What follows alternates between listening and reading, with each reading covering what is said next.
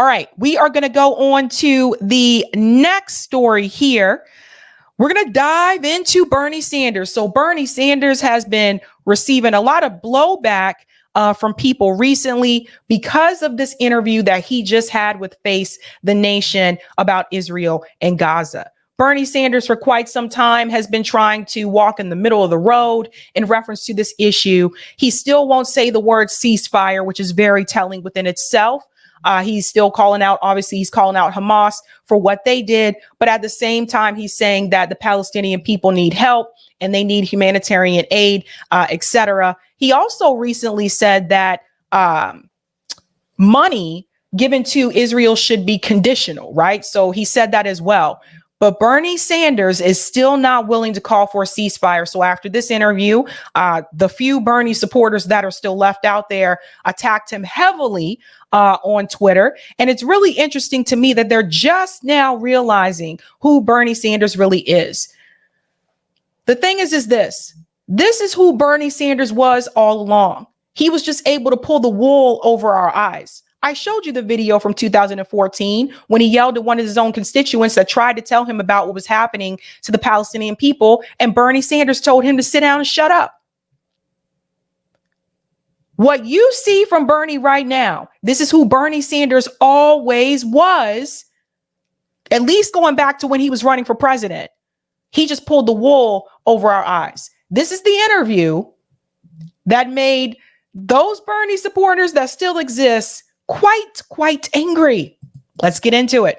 Secretary of State Antony Blinken said that he sees a gap between Israel's stated intent of limiting civilian casualties and reality. And the Secretary of Defense said they could face a strategic defeat given civilian casualties. Is this vocal enough criticism from the administration in your point of view?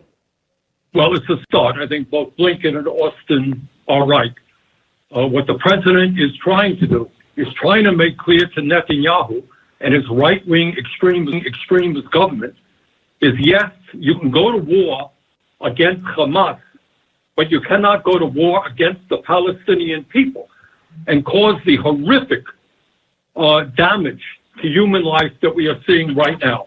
Margaret, there have been 16,000 people killed so far. Let me pause there for a second. So this is the easy thing to do. It is easy to call out Netanyahu because he's right wing. So that's something that's easy for Bernie to do. That's easy for other Democrat politicians to do, right? Got it.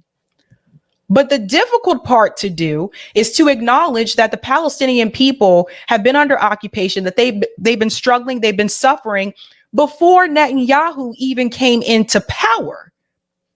The difficult thing to do is to talk about what the state of Israel has done to the Palestinian people for decades.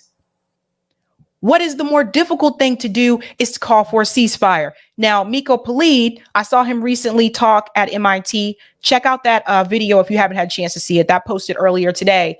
You know what Miko said?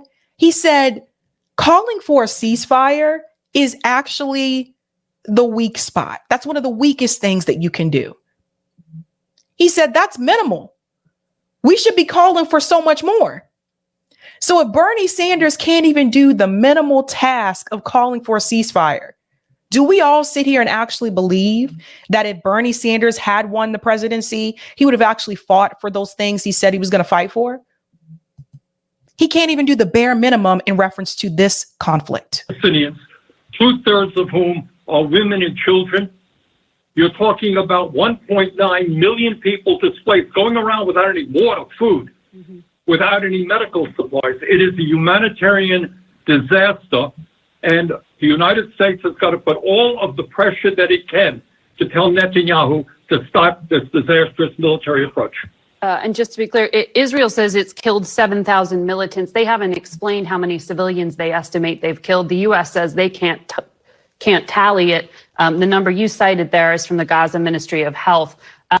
Pause. Notice what she just did there. When it came to the Israeli casualties, what the Israeli media is saying in reference to the casualties in Gaza, she just believes it. You can take their word, right? But when it comes to the Palestinian deaths, notice that she says that is actually coming from the Gaza ministry, as if you're not supposed to believe their word. And Bernie Sanders should have pushed back on that. That's what she's telling you. And other people are saying this too. By the way, that is a pro-Israel state talking point. I just watched the woman earlier today. We're going to cover it on Friday. The woman that had the debate earlier today on Rising with Breonna Joy Gray, she did the same thing. They all have that same talking point because what they're trying to get across to people is that they don't want you to trust what the Palestinian people are saying. But when it comes to what's coming from the state of Israel, you are supposed to trust it and not question it. This is a problem. Got to push back on that. Didn't do it. But the bottom line here is I know you have been very clear to your colleagues. The U.S. should not provide more aid to Israel, to the Netanyahu government, with no strings attached, you wrote, because it would make the U.S. complicit. You said, quote, in an all-out war against innocent men, women, and children who have nothing to do with Hamas. What do you believe the Netanyahu government's intent is here? Hard to say. It really is hard to say. It may be that they're responding in rage against the horrific and terrible Hamas attack that killed 1,200 innocent Israelis. Maybe in some of the right-wing extremist minds, there is the goal to drive the Palestinian people off of Gaza completely. They have now destroyed about half of the housing units in Gaza, so it's hard to predict. But I think when General Austin said, you can win the battle but lose the war, Israel is losing the war in terms of how the world is looking at this situation. And not just in reference to how the world is looking at the situation, but also in reference to the fact that they have not rooted out Hamas. How are you winning a war and you haven't taken out the enemy, who they call the enemy, right? So if they consider them to be the enemy and you haven't captured them, you haven't rooted them out, how are you winning? So it's not just in reference to the way the world is looking. Look at the expression on Bernie's face. It's not this just in reference to the way the world sees it. It's also in reference to the actual strategy at hand, which is not working, apparently.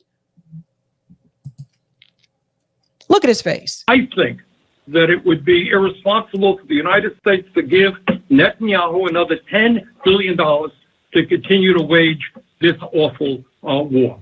So progressives like Alexandria Ocasio-Cortez, Rashida Tlaib have been clear in calling for a ceasefire. You've taken some flack because you have not. The United States government is opposing a ceasefire as well, and they're isolated at the UN on that point. Why is it you oppose a ceasefire? Let me pause here for a second. Notice he can say that the U.S. government shouldn't give funding to Israel to continue this war, but he won't call for a ceasefire. Make that make sense, guys. You can sit up here, you can say, Bernie, that the U.S. government should no longer give funding to Israel to continue this war, but you can't call for a ceasefire. Walking in both sides. See, he's trying to do the both sides thing here. Well, first of all, I strongly support and wish and hope that the United States will support the United Nations resolution that was vetoed, that we vetoed the other day. That was a humanitarian pause, a humanitarian ceasefire that would have, by the way, called for the release of all of the hostages held by Hamas and would have allowed the UN and other agencies to begin to supply the enormous amount of humanitarian aid that the Palestinian people. In terms of a permanent ceasefire, I don't know how you could have a permanent ceasefire with Hamas, who has said before October 7th and after October 7th that they want to destroy Israel. They want a permanent war. I don't know how you have a permanent ceasefire with an attitude like that. Let's come in and let me see. See where we got him? Okay. So he brought up the resolution that was presented at the UN, and the United States, He's right about that. They're the only country that vetoed it. The United Kingdom voted actually to abstain, which whatever. But the other countries voted in support of the ceasefire. Then he goes on to tell you that he does not support a permanent ceasefire because Hamas says that they want to remove Israel, etc. Here's the problem. The resolution that was presented at the UN was a call for a permanent ceasefire.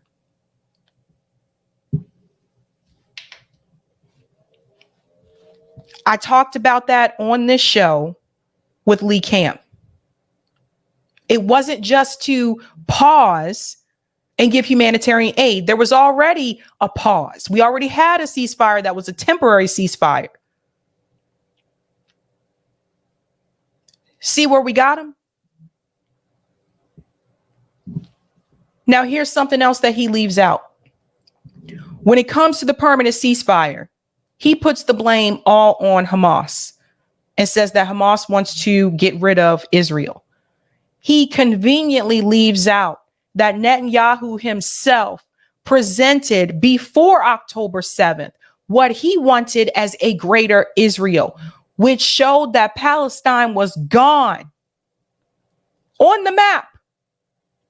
On the map. Won't even mention that.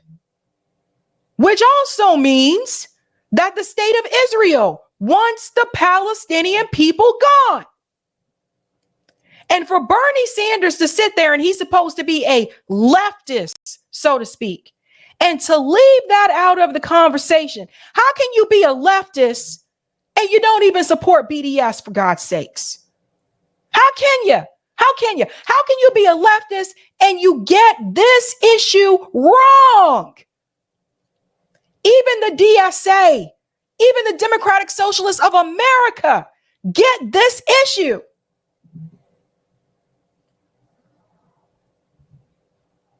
I don't know who spoke to Bernie. I don't know who has threatened Bernie Sanders.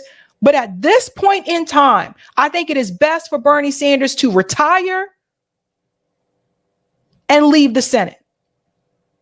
At this point in time, you're not doing us any good. You're still trying to maintain your relationship with your establishment Democrat buds.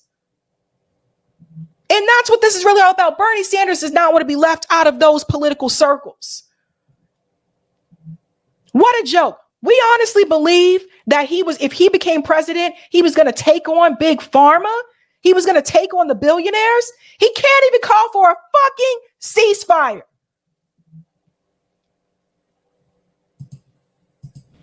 Okay, so the war you're saying against Hamas is justified in that way. I think Israel has the right to defend itself and to go after Hamas, not the Palestinian people. Okay. Would you vote against a version of the supplemental bill that President Biden is asking Congress for if it lacked the conditions on Israel aid you're calling for? Because there's other things that may be attached to, like Ukraine aid. I voted against the motion to proceed on that bill. A different bill. I strongly support aid for Ukraine to stand up to Putin's aggression. But I think what the Congress has got to do is make it clear to Netanyahu that we're not going to simply give him a blank check to kill women and children in Palestine. This is exactly why we need single subject bills. Matt Gaetz was right about this. This is exactly why. This is done on purpose, folks. Of course, they would couple Ukraine with Israel and Gaza in the same bill in reference to funding. Of course. Because even some of the same politicians that don't want to support this war in Israel have no problem supporting the funding for Ukraine, like Bernie Sanders. Make it make sense. I'm so sick and tired of hearing this, by the way. The number of people who continue to say, well, we got to Chuck Schumer. We got to get at him. We got to stop Russia because Putin's going to walk right into the rest of Europe. Really? Have you heard Russia make this statement? Has anybody heard them say this? I've never heard them say this. Just another excuse for the United States government to aid war. Let's continue. Okay. White House officials say privately they don't think that the blowback from this war will impact them negatively with Democratic voters by the time we get to the presidential election. Do you think they're miscalculating? I think this war has been, I don't know the answer to that, but I think the war clearly has been very harmful, not just among progressives, not just among Democrats. The American people were outraged by the Hamas attack against Israel, rightfully so, but they are equally outraged now by what Israel is doing. So you're seeing all over this country, people say, why are we giving money to an Israeli government that is doing such awful things? Will it hurt politically? It might. At the end of the day, I think, Biden is going to win this election, but what's going on now is not helpful. I wouldn't be too sure of that, Bernie, especially when we get into this story about Joe Biden losing these swing states. I would not be so sure to assume that Joe Biden is going to win this election. Another thing I want to add too, I don't think people are equally angry. I think the American people, based on the polls, are more angry at all these kids that are dying in Gaza. They're more angry at that. By the way, they're saying the number is what, 16,000 people now? Just remember, as with any war, that's not the final number. And the number is more likely to be higher. As time goes on, more bodies will be discovered. So that number is actually higher than what they say it is. So I don't think so, Bernie. I think the American people are actually more angry at Israel killing children. I want to ask you about hate in this country and concerns around it. As you know, strong concern about anti-Semitism right now. Congresswoman Elise Stefanik had a really pointed question and answer with university presidents this week. One of those presidents has since resigned as a result of the fallout. I wonder your thoughts of how far free speech should be protected when it is calling for genocide. So here we go. Once again, that is not what the students are calling for. Notice she talks about the hate speech and she talks about the rhetoric and she talks about it, but she only talks about it in reference to one particular group. She's only talking about protecting Jewish people. She's not talking about protecting Palestinian people in this country. Now, Bernie Sanders sits here. He's from Burlington, Vermont. 3 Palestinian college students were shot in Burlington, Vermont. So how can you only be concerned about protecting one group, but not the other group? Listen to this. Well, I agree. Look, we believe strongly in free speech, and academia is an area where you're going to hear a lot of debate about issues that may make us uncomfortable. But at the end of the day, when somebody is saying they believe in genocide for the Jewish people or racist attacks against Black Americans, or etc., that is not acceptable. I think on a college campus where all of the students, Black, Jewish, whatever, Islamic, have got to feel comfortable on campus. Notice what I just told you about what happened to those Palestinian kids in Burlington, Vermont. Bernie Sanders doesn't even mention them. Doesn't even mention it. Perfect opportunity when she talks about protecting certain groups of people. He doesn't even mention what happened to those kids in Burlington, Vermont. Oh, and by the way, don't throw us in this, Bernie. You see what he tried to do there? Oh, Black people and da da da. No. Don't throw us in this. Don't try to. No. Because you didn't even care about us enough to support reparations for African American descendants of slavery in this country when you were running your campaign. So don't bring us into this, Bernie. Don't try to add Black people into it to make yourself feel better. Well, okay, Senator, we're going to have to leave it there because we are running out of time. But thank you for thank you very much. weighing in today. Just another establishment shill. Just because you took grassroots donation doesn't mean you're not still working for the establishment. And to prove that point, here is AIPAC giving a shout out to Bernie Sanders for this interview. You see what's happening? Here it is, AIPAC. Thank you, Senator Sanders, for your strong opposition to a permanent ceasefire with Hamas. You see this? AIPAC giving a shout out to Bernie Sanders. Don't come to me and talk to me about any type of Bernie Sanders movement. That movement left when Bernie Sanders suspended his campaign and forgot about the people who supported him. There is no Bernie movement. There is no progressive movement. What you have are people who called themselves progressives that have basically caved to the establishment, something they never said that they would do. If I were Bernie Sanders, I would be embarrassed and ashamed to get a shout out from AIPAC if I'm supposed to be a leftist. Even if you look at some of the comments, there's Notori. They are all paid off. How is this not illegal? That's Bernie Sanders doing the work for AIPAC.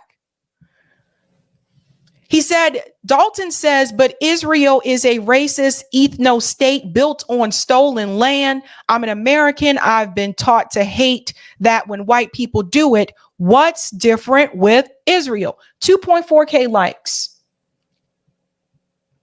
Wild Survival says, y'all still feeling the burn? I'm Senator Bernie Sanders. I'm a Zionist pig. See that?